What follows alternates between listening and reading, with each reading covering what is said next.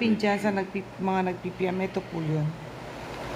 Ito po yung ginamit ko pong hair color dyan. Nakalagay na rin sa atin dyan, nakapin po. Sa may mga katanungan kung paano natin na-achieve to, ayan po. Kung paano natin na-achieve, saka paano yung before ng akin. Habang naka-discount yata siya, 30 pesos na lang yata ngayon dyan. Ito po siya.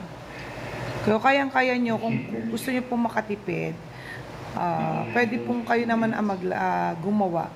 Make sure nyo lang po, ang unang-una nyo gagawin, ay paliguan nyo muna yung inyong buhok ng walang conditioner.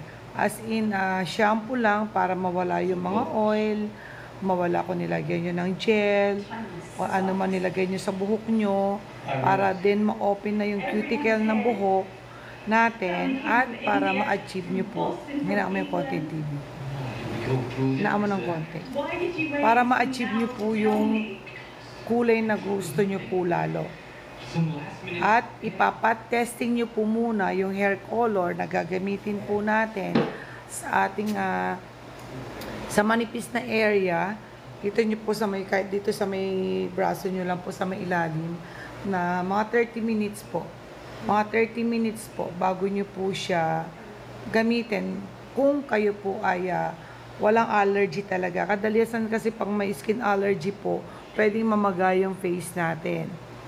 Pag may skin allergy or yung sa scalp nyo po, pumasok yung gamot. Yun. Kaya ingat din po.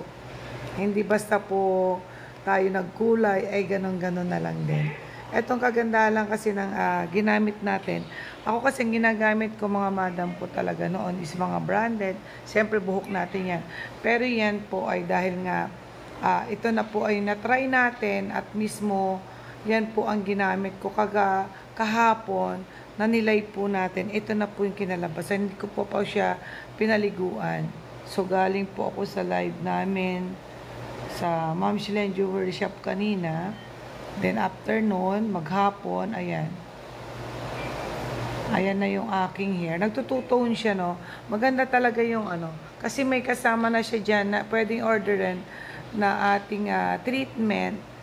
Pag passion color po itong ginawa ko ha, sa lahat po ng may kulay puti, ay hindi po basta-basta gusto niyo mag passion color. Pag mayroon po kayong gray hair o white hair, ay kailangan po ay 4.0, 6.0, 5.0, yun po yung gagamitin nyo. Huwag kayong gumamit masyado ng 3.0 kasi sobrang black po nun. Sobrang black. Ito hindi ko to ginamitan ng